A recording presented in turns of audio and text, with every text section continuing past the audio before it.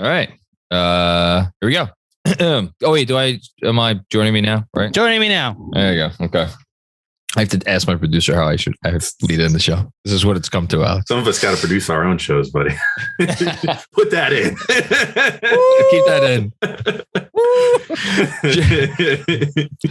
Joining me now on the Knicks Film School Podcast. Oh, man, we're off to a rollicking start. A returning guest, although it feels like forever since he's been on the show. I'm guessing since right around this time last season, although God knows I can't keep anything straight in my own head. He is one of the hosts of Locked On Knicks, someone who has been an associate of mine, I guess. I don't know, for a very long time. Friend, certainly more than an associate. And someone I'm looking forward to catching up with, the one and only Alex Wolfe. Hello, sir. Hey, yeah, I was keeping score, and I think our last time that we did a show together was before the season. We did what was it, bold predictions or something like that. Alex Andrew just typed this in the chat. How could you forget the crossover before the opener? I'm sorry, exactly. Andrew. This has your biggest victory of the year, John, where you predicted that Obi would have all of these per 36 shooting splits. Mm-hmm. And everybody on the chat was like, "You're crazy." And I right? Yes, he had a very similar line. Right. The problem is that we never saw him play 36 minutes until the end of the season, and the games didn't matter anymore. I'm not going to ask what any of the other predictions are. I'm just going to take the victory lap that I didn't know I was allowed to take. So, good job by me, I guess. Yeah. So that's, I guess, when the last time we've spoken is. I will start by just asking you how you doing. I'm good. I'm like sort of enjoying the off season. I don't know. I started a new day job recently, so that and 5 podcasts a week is a congratulations. To get used to. Thank you. Yeah. So I'm chilling in some ways and super busy in other ways, but things are going pretty good. I was very relieved when the season was over, to be completely honest. This was a very mentally taxing season. So it's been a good off season to be without the Knicks for a minute so far. That's kind of the place I wanted to. So let me first we'll go over the gimmick for today. So Alex and I are each going to pick our top 3 off season whatever storylines, questions, things we're concerned about, players we're like we have an eye, whatever, just things. Our top 3 off-season things. We'll get to that in a minute, but I did want to start with this, and I'm happy you brought it up because I didn't know exactly how I wanted to bring it up, but I wanted to start by talking about that because I think other than maybe it's us and CP who really knows what it is. And when I say us, I mean the collective us, like Andrew, obviously, hi, Andrew. He's, he's on with me every time I do something, and like you and Gavin and then like CP and his people over at Knicks Fan TV. I don't think anyone else quite knows what it feels like to cover this particular team and deal with all that comes with covering this team from a fan side of things. I mean, the media has their own roller coaster ride to go on. And I was curious how you felt because I felt the exact same way. I went on with CP. I think it was a little bit after, it was after the season, right, Andrew? Right before the end of the season. Yeah. Okay. And he kind of shared the same sentiment. So I think we were all kind of burnt out. First off, where would you be without Claudio, man? How many times an episode do you ask him something? I don't remember, but if I told people the things that I asked Andrew on a regular basis, they would not believe me. They would think I'm lying. Do you still have to ask what your Twitter handle is? It's, that Alex, I know. Alex, it's at times. So what was it during one of the playbacks, John, where someone asked me about like the release schedule and you were like, I didn't know that. And I was like, yeah, I know. It's okay. I take care of that logistical part. And then someone put in one of the chats, like, Claudia, you should get a personal assistant. And I just went, at times I kind of am a personal assistant, which is the yin and yang of how Knicks Film School works. It's fine. But you are, and it's to my detriment because then in my regular life, I don't have an Andrew Claudio in like my personal life. So things unfortunately get lost by the wayside. Anyway, so yeah, the long and the short of it is I was burnt out. I was too. To actually answer your question. Yes, I was burnt out. this season took a lot out of me. I think because we all talked ourselves into the team being so good. Or at least decent, like at least decent, better than this. Yeah. Yeah. And like, what's wild, like I was thinking about it, like we just did a show where we were talking about, I forget what the question even was that led to it, but like we did a Locked on Knicks that we recorded last night. There was like like a mailbag episode. And we were talking about like, who would you trade RJ Barrett for? Like what? We were like tiering the guys and like, all the guys on the team and like what our like limits were for the type of player that we would trade them for or whatever. Gotcha. And so, we were talking about RJ and like Gavin was like, well, would you trade him for like a Brandon Ingram? And then I was like, no, I don't think I would, just from a money perspective. Like, I feel like RJ might sign for less, blah, blah, blah. But then I thought about it and I was like, also, the Pelicans were worse than the Knicks this year. Like, can we like not forget about that? They were not as good. No. Like, what? And so, like, it was just kind of everything was like relative to expectations, right? Like, they were just, we expected more out of them. And then, like Randall wasn't good and Tibbs wasn't good and things weren't good and nothing was a good time. I don't know. I think what was so frustrating was that we came in with the expectations and then we saw so many glimmers of hope throughout the year. There were glimmers that just seemed to sort of like, it was like someone like lit a match. Like, you ever try to light a match when it's like a little windy out and you have to like start a grill or something? And like, you keep lighting the match and you're like, okay, this time will be the one. And then it blows out. And then you're like, shit, let me get another match. And then you grab another match and you light it and then goes out again. It kept being like that. I felt like I kept striking the match and like you'd see the little flame and then all of a sudden it would go away. That was like this season. That's an incredible analogy. And I think specifically from the perspective, so like, I don't know how you kind of go about this, but like for me, I mean, I don't think I'm like revealing anything revolutionary by saying this. Like, I latch on to the positives. I like when not only because I'm a fan of the team, it's just, I find it easier to write about things that are good and talk about things that are good. And like, if I have something real to sink my teeth into, I'm like, this is a real thing. Like, Christ, we both covered the 17 win season and we figured out a way to, like, you find a way to look for the bright spots, especially with this team. And it's like history of the last 20 years. And I think what made this season so tough is like, there might be like a positive thing. Like if like waves are coming, like there would be a break in the waves. And then after the positive thing, there would be like 5 waves then crashing into you of like some kind of negativity. And it gets, it does really kind of beat you down. And I think it beat the fan base down largely. Like, I don't put myself in like a different category just because I talk about this team a lot, because I think everybody was experiencing it, and it kind of devolved into like where it devolved to, where it just wasn't very fun, Mm-hmm. Yeah, I feel the same way. It's because ultimately we are, like, I always say too, I'm just like a fan with a microphone. Like, that's it. Like, exactly. I feel all the same pains that everybody else feels, like I know a lot of people, they get into, the business of like, sports talk or whatever. And they're like, well, I detach myself from all of my, you got to get all like unobjective Jedi about it and be like, I'm giving up all of my past, connections to teams and to liking anything, because that's the only way that I can ever be the one true podcaster or journalist or whatever. True podcaster. I wear that. I wear my shit on my sleeve all the time about, being a Knicks fan, and all that. So yeah, it's like, we go through all these ups and downs all year of just like, oh, it's sweet. It's like a 2-game win streak. This is awesome. Or like, oh my God, Emmanuel Quickley, like 25 points. And then the next game they get blown out by like 32. And you're like, oh man. And it's like, you fall in that same valley, even though it's like this roller coaster ride every year. And it always goes that way.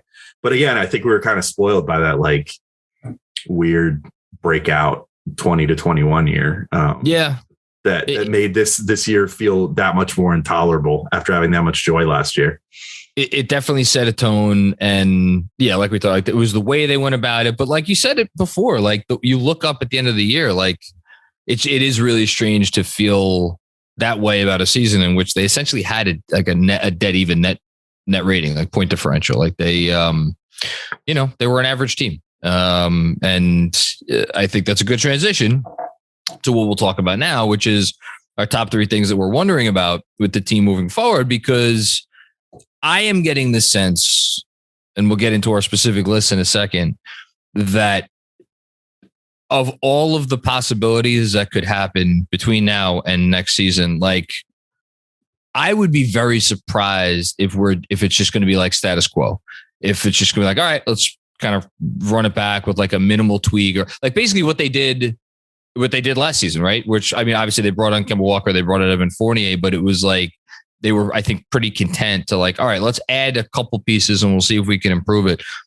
I don't know. I feel like that is not going to be the case. I think there will be more, something will be different. There will be a different feel to the roster. There will be a different, I don't know, maybe a different guys at the top, or one or two of the guys at the top may change. Like, do you share that feeling, or do you think it's going to be more of the same?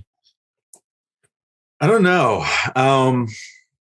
I kind of think my hope at this point is that they lean into the youth, and I'm with you. Yeah. I don't think that necessarily means tanking either, because I think that we saw a lot of times this year that the younger players were leading to more winning scenarios, so I don't think like get rid of anyone over the age of 26 or something. Like, I don't think it should be that like scorched earth with roster construction and all that. Very much agree. Yeah. Like keep Taj Gibson, keep Derrick Rose, potentially. Although I do have this take that's gotten me flamed in like the Locked On Knicks YouTube channel comments a couple of times, where I said like, it's that if they sign Jalen Brunson, which is starting to feel, that's probably the biggest shakeup I can see happening realistically.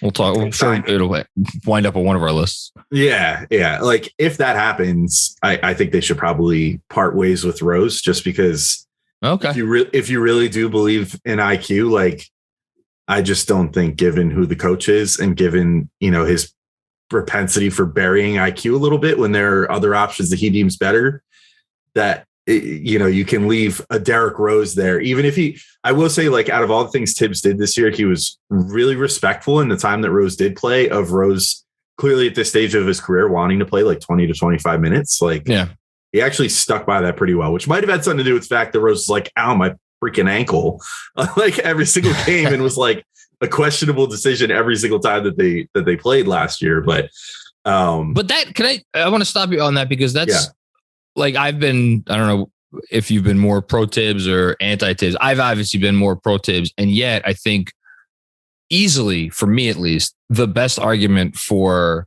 and it appears obviously at this point, they're not going to be moving in a different direction yet. But the best argument for moving in a different direction would have been like, everybody who is coming up with like, well, we have to trade this player or trade that player, with the reasoning always going back to, we have to, like, we help Tibbs from himself. Like, we have to take away the sharp objects, and like, that should not be a way that you manage your organization. Like, if you don't trust the head coach to like play the players that should be playing for the stage of your organization, like, and I think you just make a great point that like, why does it have to be like, well, I don't trust the coach to play the guy that clearly needs to play? Mm-hmm. Yeah, I'm with you. I mean, I was, for what it's worth, very anti-Tibbs. There was, I think we had at least like 5 or 6 episodes of Locked On Knicks where our little title card was like the final straw for Tibbs this year. There were many final straws for Tibbs. Yes, there were. None of which ultimately got him canned. He survived. No. But in our eyes, Gavin and I were pretty lockstep on our general distaste for Tibbs and his coaching style this year. Mostly he makes it easy. Yeah, he really does sometimes. And you know what? Like, I don't know. We'll get to our actual theme of the episode eventually, but this is what we do when we get on a podcast together, John. You and I, we just bullshit for like an hour and then realize we haven't even started what we're trying to talk about yet. Well, say what you finish up this topic and then we'll get into our list. Oh no, I'm not even trying. I'm not like subtweeting us for doing this. I'm literally just pointing out what's happening. Subtweeting our podcast. Yeah. Subtweeting ourselves in the middle of a podcast. But no, I'm like, I think with Tibbs, the big thing was just like, he didn't play the guys that he should have. But like, you could see still like remnants of what made him such a good coach the first year, that made him like literally the coach of the year. Yeah. And that's what made it so frustrating. Like, the defense was still there. Like, if one thing that's going to last like forever it would be sort of an effect of like, remember when D'Antoni was the coach and then Mike Woodson took over and a lot of like the offensive principles remained. Yes. And Woody really shored up the defense. Like I can imagine a world where if Tibbs only makes it to like midseason next year, and then what we've all sort of thought was sort of the plan happens and Johnny Bryant eventually gets ascended to head coach and starts coaching a much better offense than Tibbs.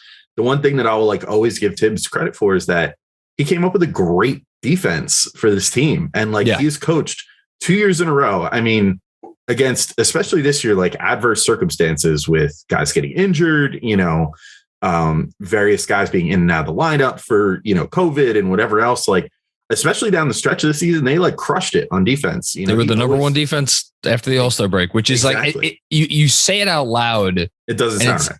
It's like, how could that possibly be? And yet they were the number one defense in the league after the All-Star break, which and it just underscores how bad the offense was.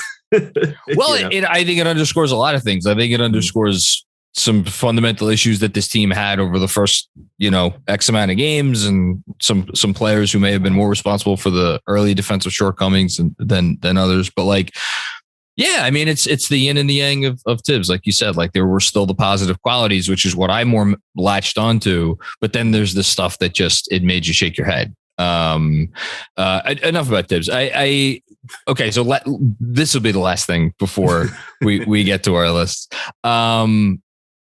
The playoffs are going on right now. I'm always curious to ask about this because I know my answer, but like when you, have you been watching the playoffs a lot? And B, when you watch the playoffs, are you able to take off your Knicks hat and just like enjoy it as a basketball fan? Or do you kind of watch things from like a Knicks perspective? No, dude, I've been able to take my Knicks hat off and just watch playoff basketball since I was like 12 years old. Like, come on. Since they're not in the playoffs. Yeah, exactly. I mean, they're never in the playoffs, I absolutely. I mean, I can separate myself from that. I mean, I do watch some stuff where I'm like, like Jalen Brunson going for like 40 plus points in a playoff game. I'm like, oh, well, that makes me more enthusiastic about the Knicks potentially signing him if the writing is indeed on the wall that they're going to sign him. That makes it a lot easier to talk myself into him being like a Fred VanVleet or something. But I can also just watch a game between, Giannis and the Bucks and Jason Tatum and the Celtics and just be like, damn, this is some, fun ass basketball. And just enjoy myself. So yeah, I definitely like during the playoffs. I haven't been watching as much as I want so far. I've just been kind of turning it on when I have time and when I'm thinking about it. Also the Mets are on right now, which I got to watch the Mets, they've taken precedent over playoff basketball at least once or twice right now. Andrew has something he wants to say. Currently up 3-0 in the 8th inning, by the way. Cookie Carrasco went all 8 scoreless, by the way. Oh, that's amazing. Yes. That is amazing. The rotation remains pretty stellar. Pete Alonso, did you watch any of the game tonight or? I didn't catch any of the action today. All right. So Pete Alonso hit a bomb. Nice. Which this team has 20 home runs on the season, yet they're about to be 18-8. So I'll take it. Yes, absolutely. Yeah. So Mets baseball wins a little bit. As a Mets fan, you got to embrace the times when they're really good early in the season because you never know when the whole roster is going to get hurt and you're going to be up Schitt's Creek. But yeah, the long-winded answer to your question, yes, I love playoff basketball and I love watching it from a non-Knicks perspective when they're not in it. And even like last year, I was able to pretty quickly put aside like, okay, the Knicks lost. We got plenty to look forward to next year. Let's watch some more playoff basketball. And I loved watching Giannis. That's interesting. I had a tougher time making the transition last year. Yeah, for whatever reason. This season, I was like, once the playoffs started, I was like, it was back to how I often felt when the Knicks were terrible, which is like that first opening weekend of the playoffs. So like felt like my opening day. Like everybody has for some people, opening day is their opening day. For me, like the first weekend of the playoffs is kind of like opening day, and it felt like that. Yeah, but like something happened during the season that I didn't love, which is like when the store like we were talking about before, just so when the water has been tainted with the Knicks and there's just a lot of negativity, it kind of sometimes turns me off from watching other basketball. But no, that has not happened with the playoffs. I've enjoyed it, and like you said, enjoyed it in its own right. Like other than the Mavs Jazz series, which I was definitely watching that series from a Knicks perspective. Everybody else. How could you not? How could you not? Impossible. Yeah. Before we continue with this video, quick break to tell you about our good friends at Prize Picks. Prize Picks is daily fantasy made easy. We are doing overs and unders. And if you remember from Monday's episode, John and Jeremy helped me fill out a 5-pick flex play. Let's see how those 5 picks did. If you could see on your screen, Jalen Brunson did hit the under in game 1 against the Suns. And then not much else happened for that. We should obviously take the Miami Heat seriously. We should also take James Harden being a bum in the playoffs seriously. Reggie Bullock couldn't hit one more 3. Tobias Harris, 2 rebounds shy. It's the second time in the playoffs he's had under 7.5 rebounds. And it figures it comes in game 1 against the Heat. So this is bad job by us in trying to disrespect the Miami Heat or sleeping on the Miami Heat. And bad job by me in not going with my gut. If you remember, Jeremy convinced me that Steven Matz is bad and that there's no chance that he gets to 6 innings against the Royals, who his Yankees just swept. So Steven Matz goes 6 innings against those Royals, and we didn't hit the under. So this is a 1 out of 5. So this is obviously not a successful one. So let's try and get this back. The 3 prize picks that I have selected so far. Now, if I wanted to go with just 3, I've got Luka Doncic over in points at 31.5. I've got James Harden under in points at 21.5. And then Bam Adebayo over at 10 rebounds. If I just do a regular flex play, you can win up to 2.25 of your wager. If you do a power play and get all 3 right, it's 5 times what you put in. I'm going to look for 2 more. Let's go to baseball. I am not betting against the Mets. I'm just starting there. Tyler McGill. Oh, wow. I actually think the under on outs for Tyler McGill is safe. Oh, man. You know what? No, we're riding this Mets train until it crashes, taking the over. Okay. And then one more. You know what? You go even further. Ian Anderson under. They're going to knock him out of the game. So if I were to hit on all 5 of these prize picks, if I hit 4, I double up my money. So on a $20 bet, you'd win 40 on if you get 4 right. And if you get all 5 right, you get $200. And speaking of what you get, if you go to Prize Picks and use promo code Film School, you get a 100% instant match on your first deposit up to $100. Again, use promo code Film School by going to the website that's on your screen here, prizepicks.com. Use promo code Film School, and hopefully you do better than we did on Monday, maybe even better than I do right now. So this will be my bet for tomorrow, or I guess for Wednesday, May 4th. May the 4th be with you all, and may you use the force and win big with Prize Picks. It's daily fantasy made easy. You gave yourself the first pick in this little thing we're doing. Before we get to your top offseason, wait, hold on. Are we going from 3 to 1 or are we going from 1 to 3? They're not really in any particular order. Fine. I don't know. That's fine. I throw stuff out there as it comes to my head. This is all off the dome. This is how I podcast, man. I don't prepare. Come on. Exceptional podcasting, folks. No game plans over here. But I did write this one out. Well, good. We'll get to it in a second. So quick reminder, I'm sure I will have said this already at the top of the episode, but we're going to start the lists here and then you're going to be able to hear the rest of this conversation over on Locked On Knicks. I think we're going to do our first thing each on this episode and then we'll switch over. So without further ado, Alex Wolfe, what is your first thing that you're thinking about this offseason? So this might be, I'm sure there's going to be bigger picture things we talk. So maybe this is my number 3 because it's ultimately, I guess, no matter what, we'll talk ourselves into this and we'll be happy because it's always fun to open our arms and welcome a new young Nick into the fold. But one thing that I've been wondering about lately, I wonder if this draft more so than any other draft, like what are the Knicks going to do with the 11th pick? Because I'm not even entertaining the idea of moving up in the lottery. How dare you? How dare you disrespect? What is it? 9%? I don't even know what I should know. I think it's 9%. 9.1%, something like that. Yeah. Yeah. We got like the 0.1 is the middle finger. And it's Adam Silver's middle finger. All right. But when the Knicks get the 11th pick, which by the way is a double birds from Adam Silver. Yes, it is the double birds from the universe. Yes. But what are the Knicks going to do with that pick? And how is that going to inform us of what they view the goals for next season to be? That's a great way to put it. Yeah, I think that because, you and I both already said, like, if there's going to be a big shakeup in general thought of how this team is like run or whatever, that we would like to see them lean into the youth. There's going to be like a number of prospects that could potentially be more of projects, I think, in the Knicks range. It all depends on how certain things fall. That there could be any one of a number of guys available there. There's like Shaedon Sharpe, who's sort of a mystery man that could maybe angle his way down to where the Knicks will be if he like refuses workouts with other teams. Oh boy, that probably not going to happen. So that's another one I'm not entertaining too much. But there's going to be like maybe a Dyson Daniels is still available, who seems like kind of a project, but is like Mr. Toolsy NBA dude who can defend his butt off. Maybe there's like a Jeremy Sohan or something like that, who's got to work on his jump shot, but plays good defense. And, it shows potential in that regard. Or, there's also going to be like Ochai Agbaji. I always screw up his name, man. It's so hard. It's a tongue twister. I go with Agbaji. Agbaji. Yeah, I think that is actually how it's pronounced. I'm pretty sure, but like it always ties me up every time.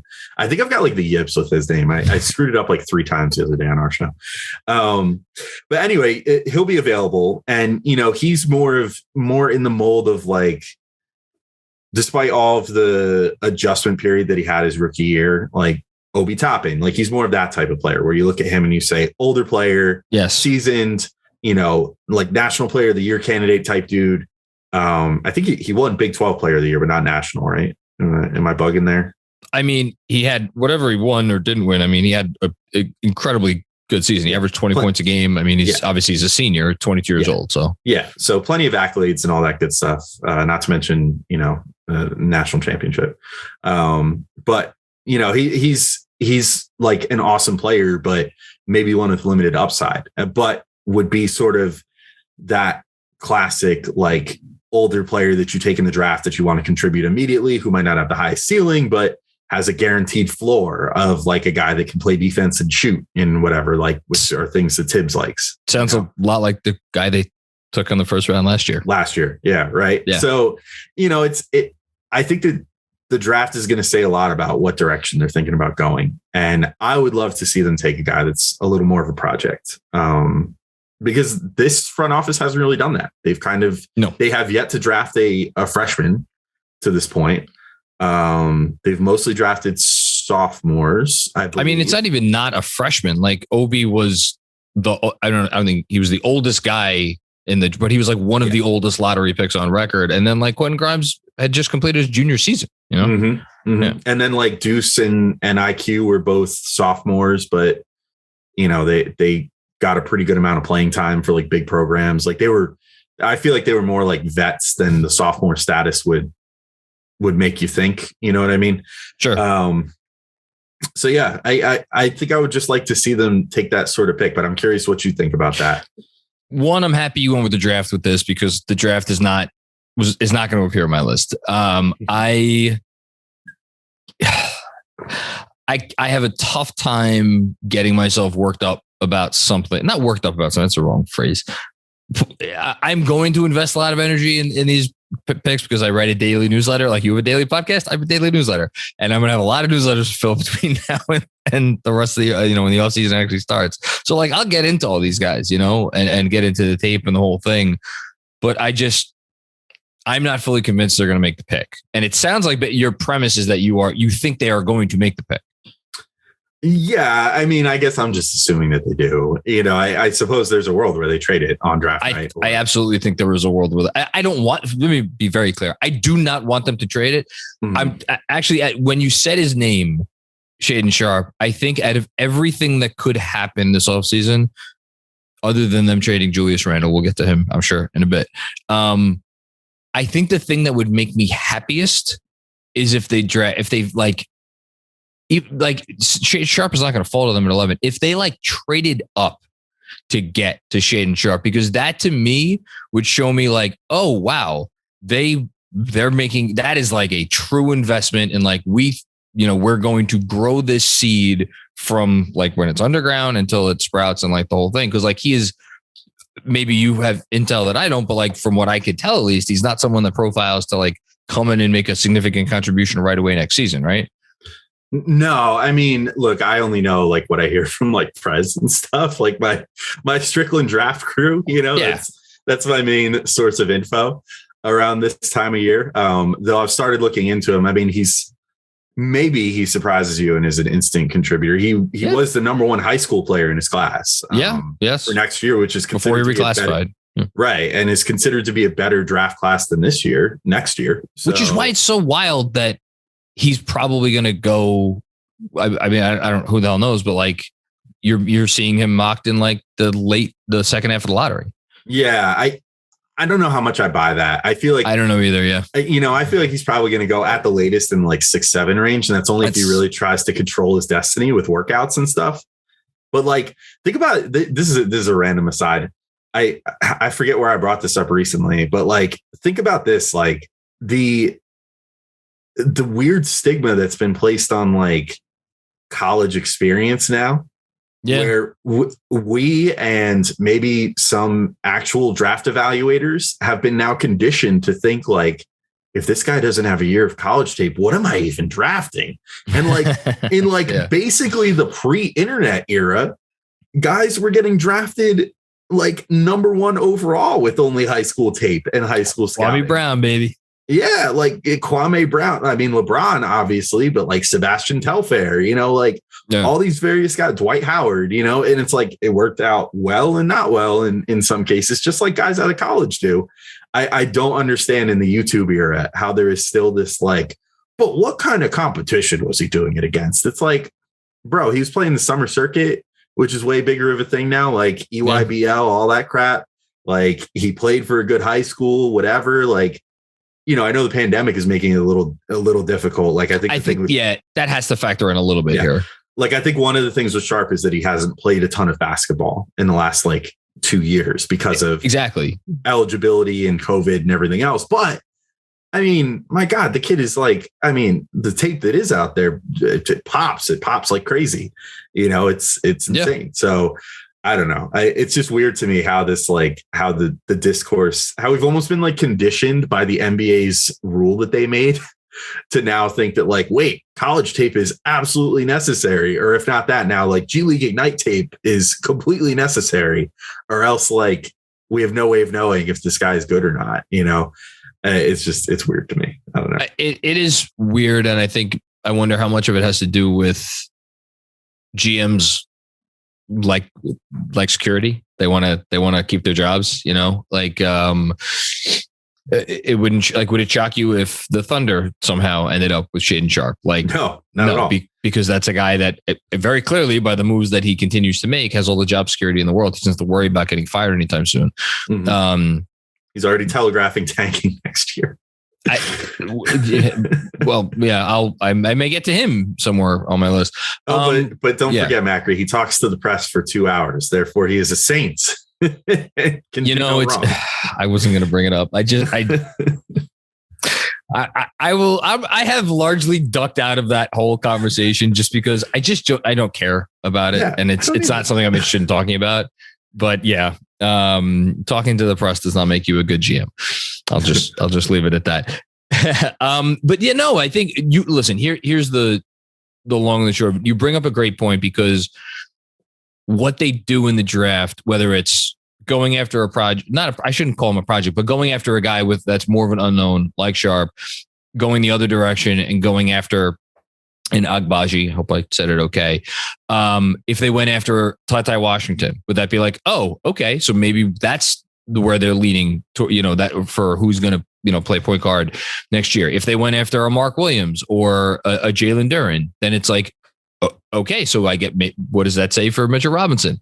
And like everywhere you turn, I think the pick would say something fairly definitive about what they are thinking. So I like the way that this is where you went with this. Are Are you rooting for them to do something in the draft? Well, out of all those options that you just said, right? Ty Washington, if they take him, would be a little discouraging to me because it could mean one of two things. One, either like they don't have enough faith in Quickley, even though I think that Quickley has proved himself to be a pretty similar player to Ty, or Ty rather has proved himself to be a pretty similar player to Quickley.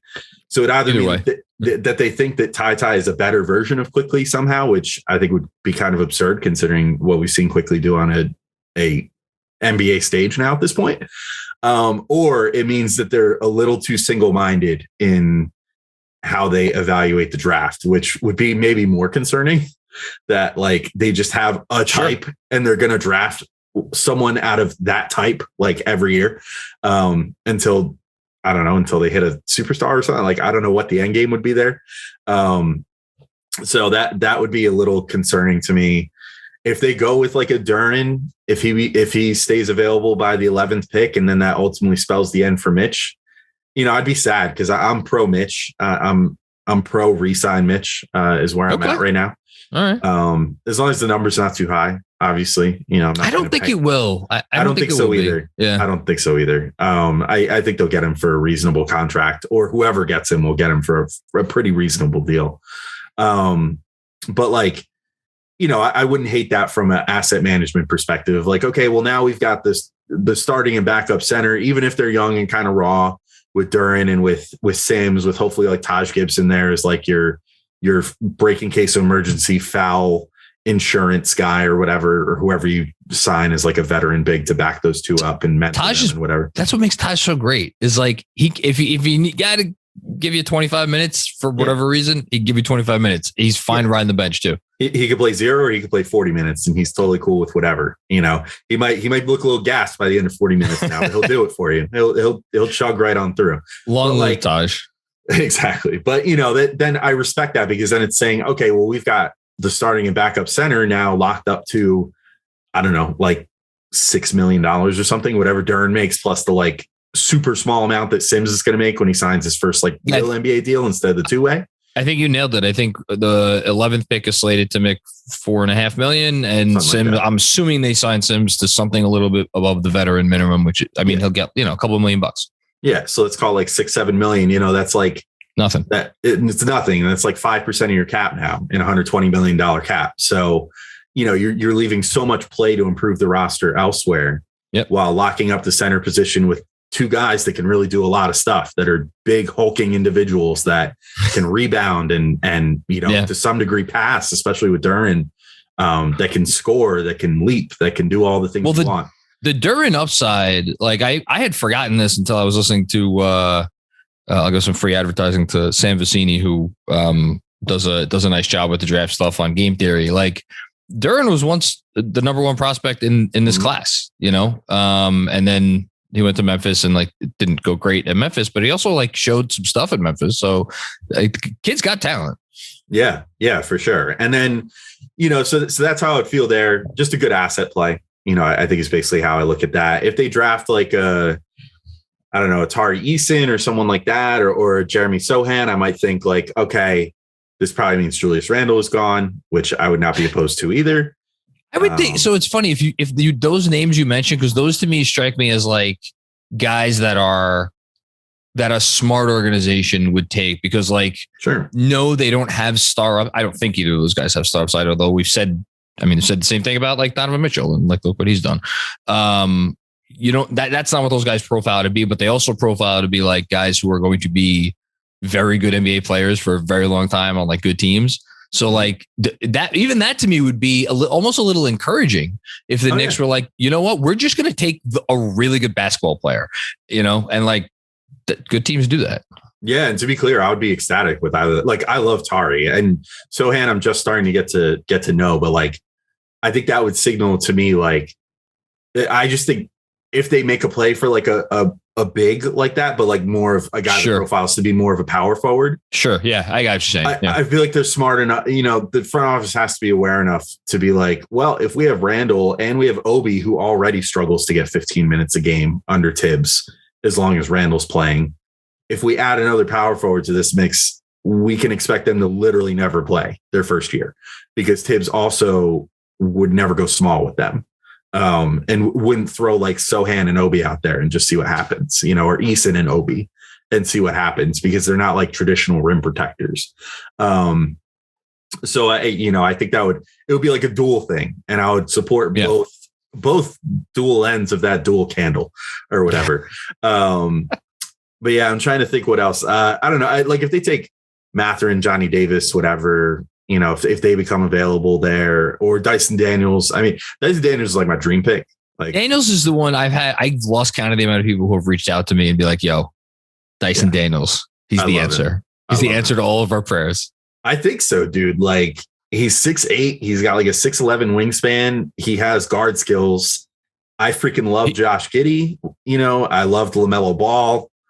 I loved when he came out, despite all the concerns people had with him. I did really like Ben Simmons. I like him less now, but I really like Ben Simmons. How could you have not liked Ben Simmons at the time? Yeah, I mean, obviously, but like, you know, I love that like mold of player now, like the super big guard that can pass and whatever. And I don't think Daniels looks like he's going to be as much of like a point guard as those guys, but he's like that guy that can credibly play like the 2 guard in an Emmanuel Quickley lineup.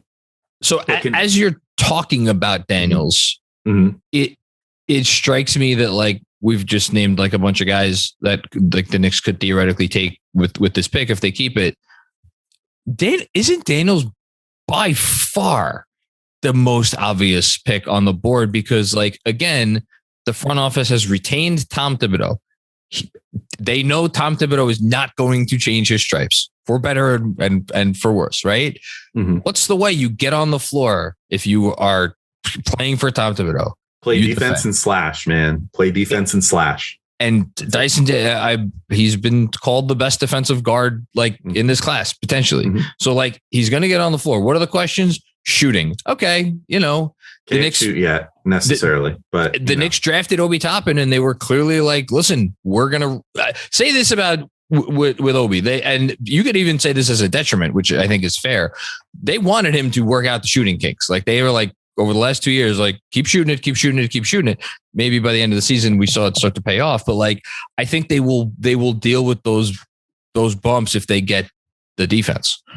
Yeah, absolutely. I mean, I think that he slots it. Like, I could not build in a lab a better draft pick. Well, okay, yeah, obviously you could build like LeBron James, like circa 2002. But like, you know, I could not build a semi-realistic option to fall to the Knicks at 11 that I would like more than Daniels. My only concern is that I feel like people paid attention to the college season. Now the college season's over. People are like, oh, let me go check out all this G League Ignite tape. And now all of a sudden, every draft person that I've talked to recently has been like, I'm pretty sure Daniels is going to go inside the top 10 now because the secret's going to get out. Then the combine's going to happen. He's going to get measured and he's going to do all the agility drills and he's going to play some 5-on-5 scrimmages and he's going to crush all of them.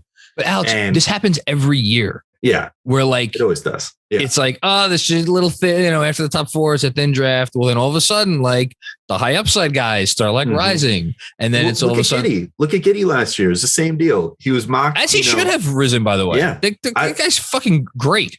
Yeah. I never understood why he was like, I remember in the Locked On mock draft last year, we did a little finagling and we managed to get like to pick like 17 or something. Like I traded up so that I could take Giddey. And I was like, I can't believe that this freaking like that even in this fictitious fantasy land that Josh Giddey fell to pick 17. Like he's way too good for that. And then lo and behold, you know, yeah, he gets taken by the Thunder at 6 and he crushes it and is like an amazing player. But then all of a sudden what happens is I feel like also every year, somebody who's like, how is this person still on the board at whatever, 10, 11, 12, where it's like a guy who's like a good player, demonstrably a good player at the college level. And like, they're still there. Like, is that Mathurin this year? Is that like, I don't know, Keegan Murray, you know, Keegan Murray right now is like 5th on everybody's mock.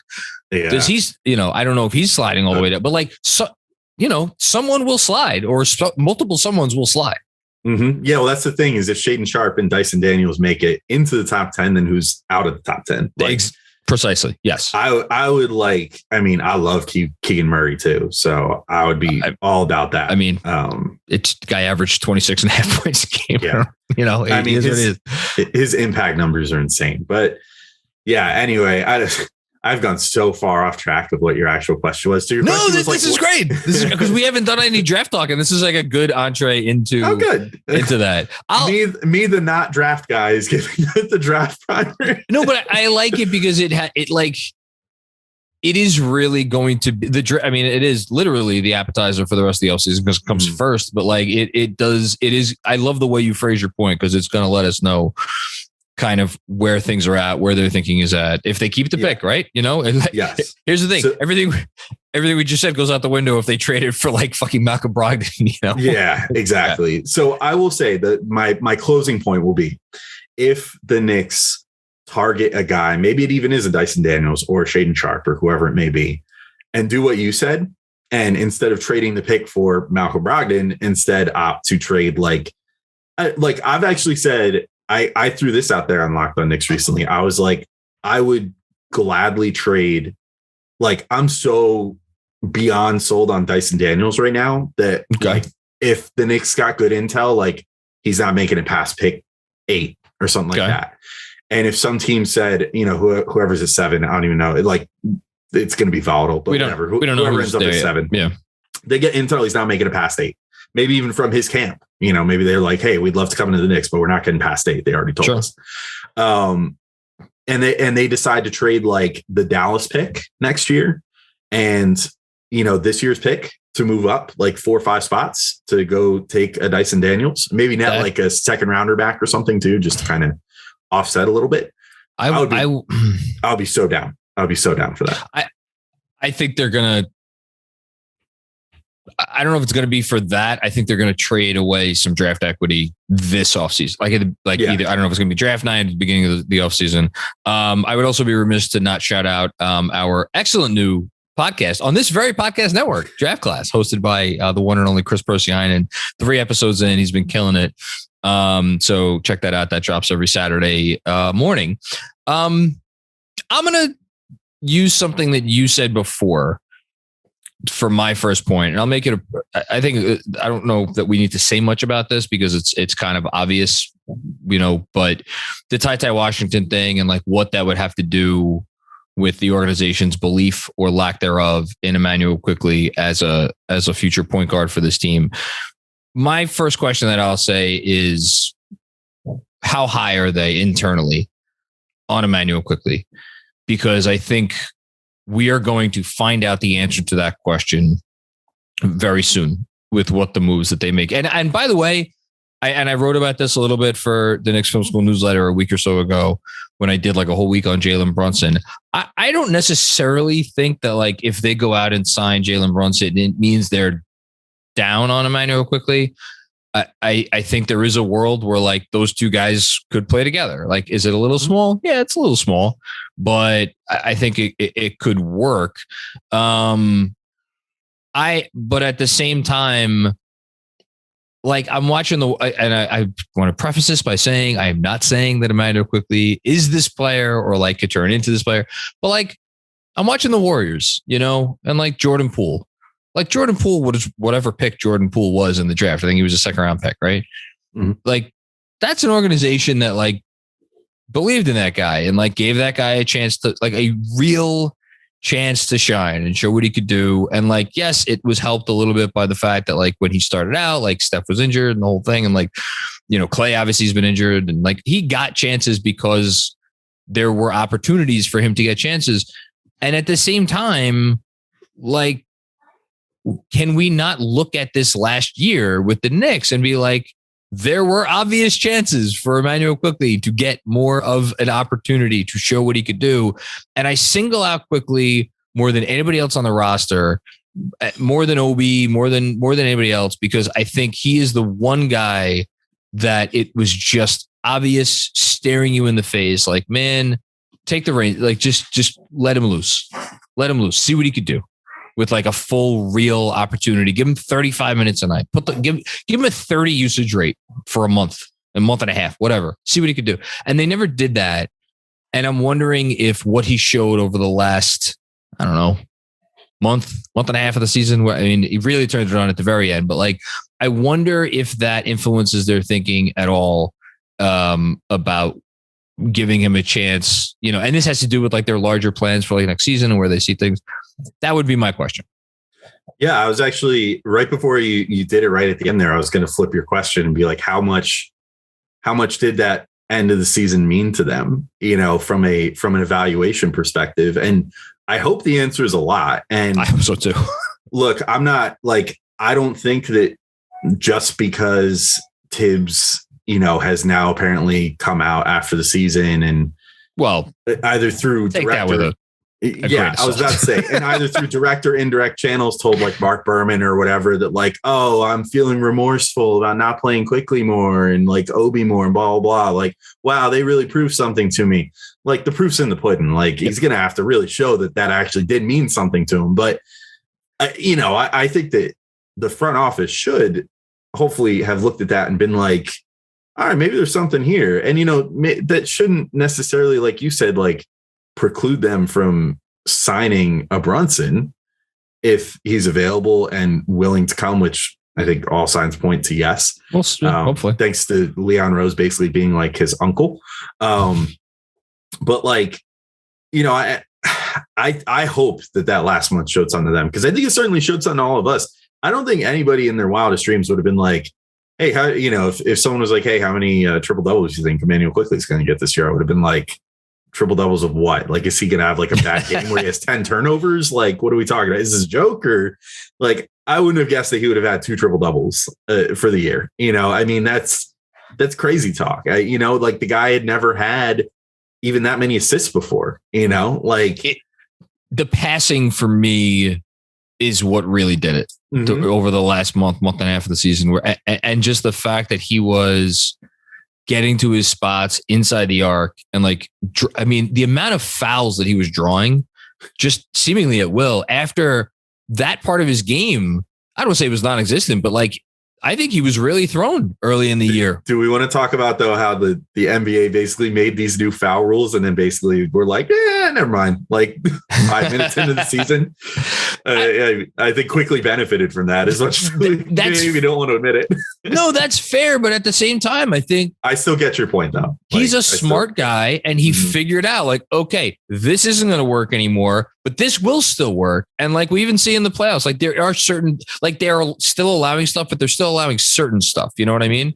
So I don't know, but whatever, he figured it out and he like unequivocally got better, which is something that like, I don't know that I could say that as much about anybody else on the roster. Other guys, everybody got better, the young players, but like he really, undoubtedly. Yeah. I mean, he had, and Schwinn makes this point a lot when he talks about Quickley, our buddy Schwinny Poo. Shout out to Schwinn. Shout out to Schwinn as always. But he makes this point a lot when talking about Quickley, in that the role that Quickley is trying to grow into and occupy is like one of the hardest roles in the NBA to learn. Oh yeah. Especially coming from like, I wouldn't say he was like behind the 8 ball necessarily, but like he definitely was not like, he didn't have all of the makings, to use a Sopranos quote, which one would also love. He didn't have the makings of a varsity point guard, right away necessarily. He looked like a combo guard. He didn't know for sure if he was going to develop those like passing skills, the ability to read the game, the ability to control tempo and everything else. And yet he did. And I think he did it with flying colors. Like the fact that he has a great first step, but he's still not a burner by any stretch. No. He's no DeJounte Murray, or any of those sorts of guys. Yeah. Or even 30-something-year-old Derrick Rose. He doesn't even have that level of like Burnham speed, but the fact that he just learned how to just control the game and control his man and control the action and basically always know when the right time is. Like, I don't think we talk about enough just how like phenomenally low his turnover rate still was too. Even as he was learning to be, as he was learning to be an 8 to 10 assist guy down the stretch of the season, his turnovers were still only like 2 a game. So his on a per 36 minute basis. As a rookie, he was 3.7 assists per 36, 1.7 turnovers. Second year player, 5.5 assists per 36, only 2.0 turnovers. So the turnovers went up a smidgen, but the assist per 36 jumped by almost 2. And you want that assist to turnover ratio for a point guard to be like over 2 to 1. And he's sitting more like 2.5 to 1 almost, which is great. And honestly, down the stretch of the season, I'd have to run the numbers, but I feel like it went. No, I was about to say you took my last point. Yeah, it went up even more. Honestly, it's funny.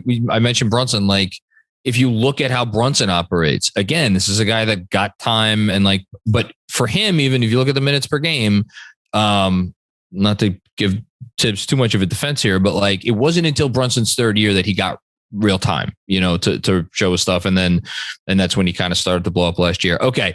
This was good. So this was part 1 of our 2-parter. To hear the continuation of our conversation, make sure to head over to Locked On Knicks, where we will both reveal our second and third most interesting things of this offseason.